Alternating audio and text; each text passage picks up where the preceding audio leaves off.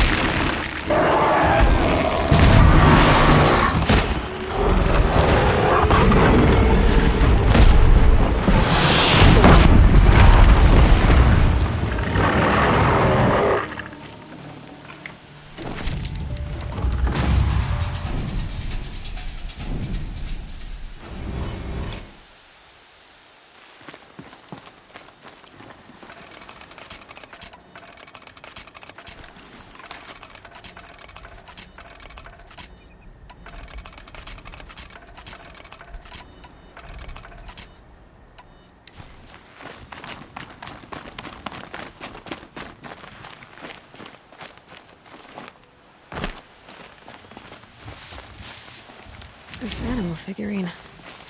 The shape looks familiar.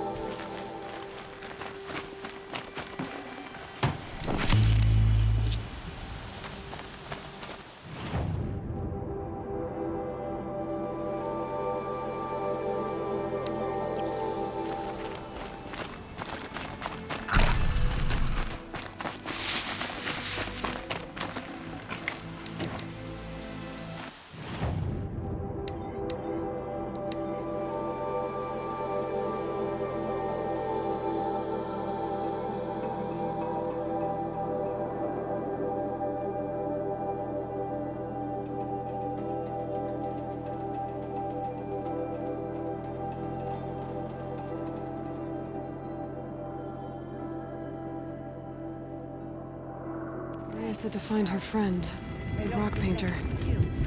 Seems paintings mean a lot to the Banuk. I asked Sekuli.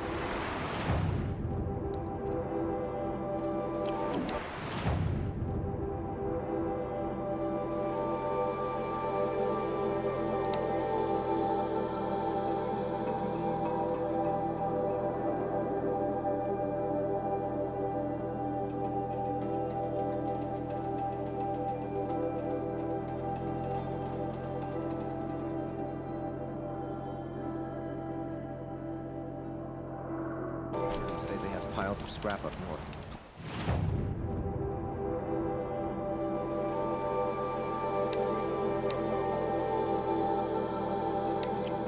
Tell the Osram know how to forge.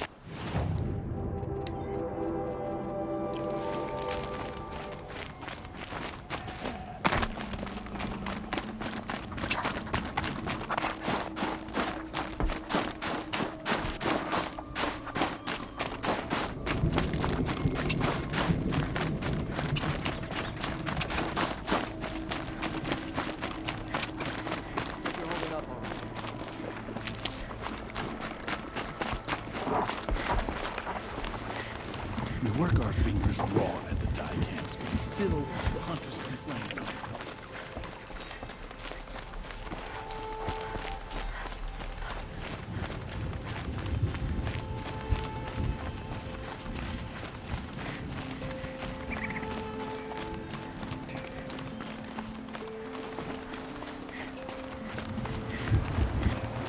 Maria said to find her friend, the rock painter.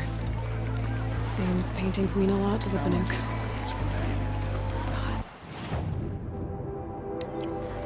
One day, that's all I ask. One day I'm not worrying about what's happening with Thunderstrong. What do you think Sekuli's painting will look like when she's finished?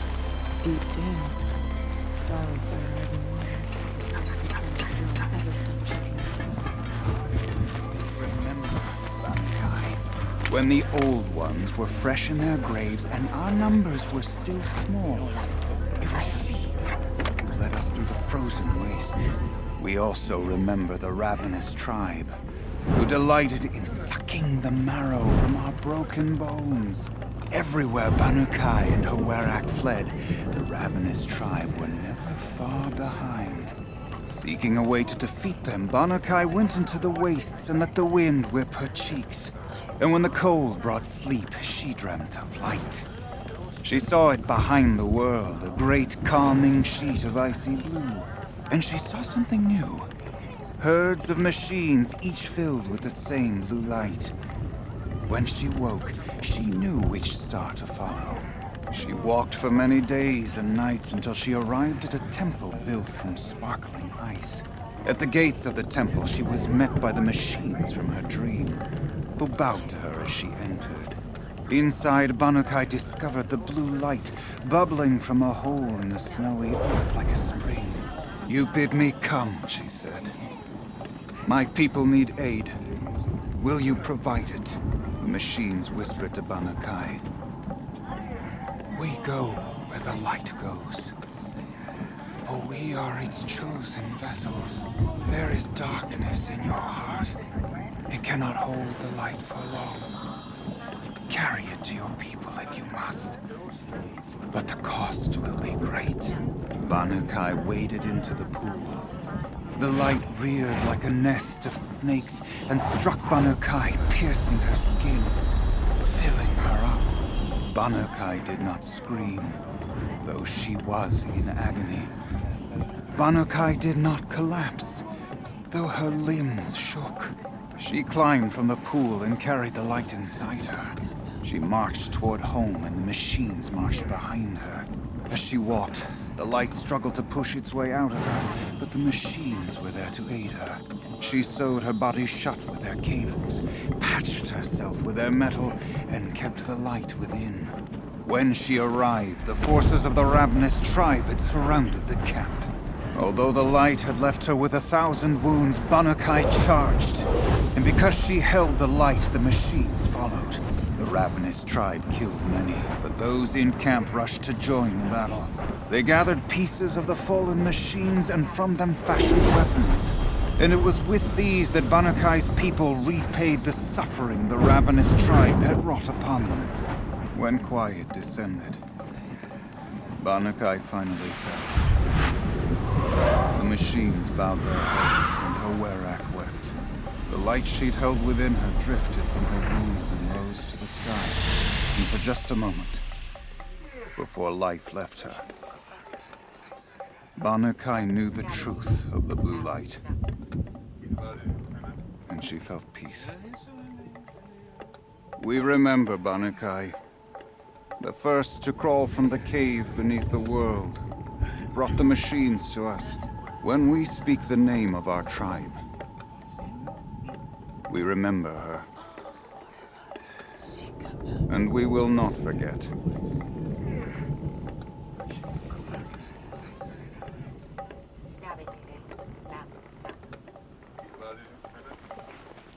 Every day the blue light feels further away from us. We remember, Banukai, when the old ones were fresh in their graves and our numbers were still small. It was she who led us through the frozen wastes. We also remember the ravenous tribe, who delighted in sucking the marrow from our broken bones. Everywhere Banukai and her werak fled.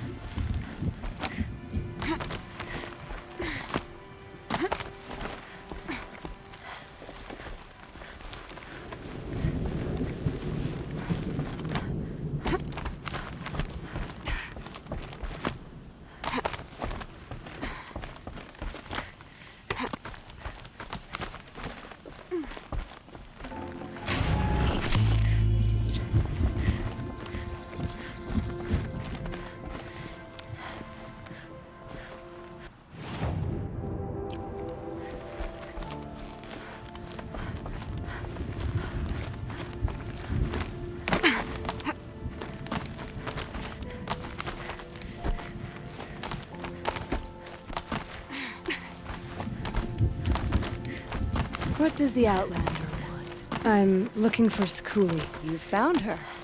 Come, come. Let's get it over with.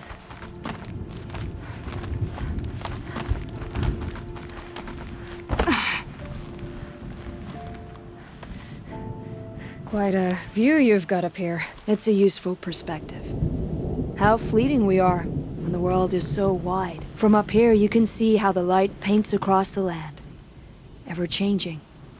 That's a lesson. All our marks will pass. That outlook sounds a little Depressing for a painter? Haven't met many artists, have you? Song's Edge needs new stories.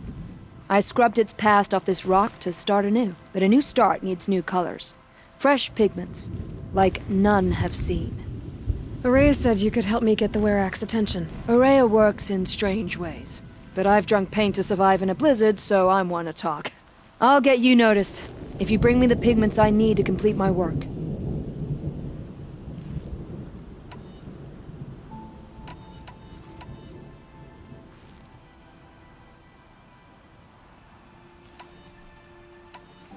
These pigments you want.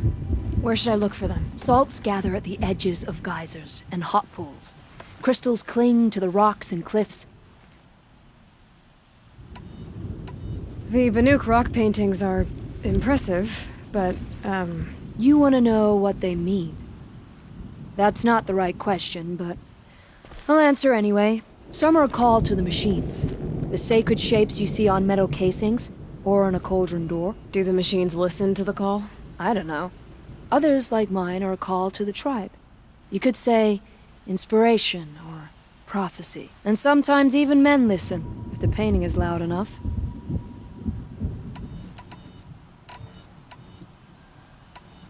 Araya said you two were friends. I paint about what I feel now, not the way things used to be. Araya understood. Most Banuk didn't. I would have been exiled if she hadn't had Aratak take me into their Werak. Have you always been a painter? I've always painted. But I wasn't a painter until I was driven out of Banur. Up there, the markings are eternal. They paint over the same lines, the same colors, over and over. As a child, I learned from copying them. As I grew, my heart sank at the familiarity. All of us Banuk might as well be trapped in glacier ice. We have the look of life, but never really moving.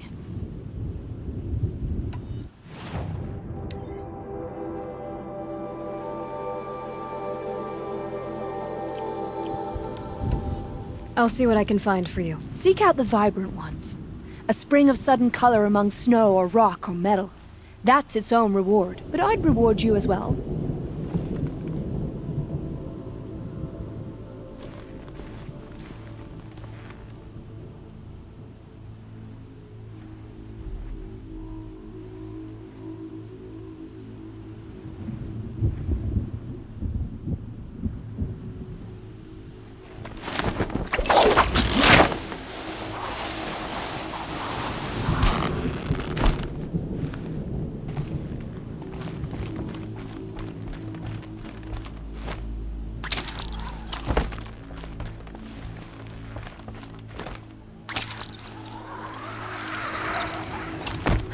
There's frost between my teeth.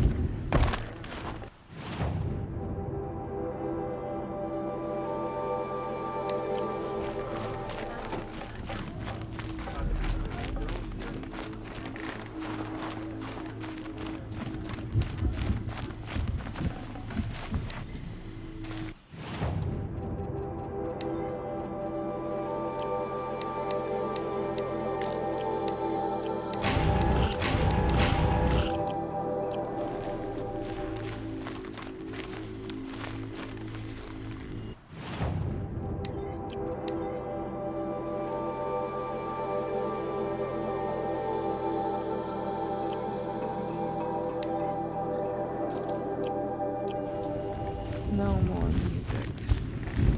Blood's out of that.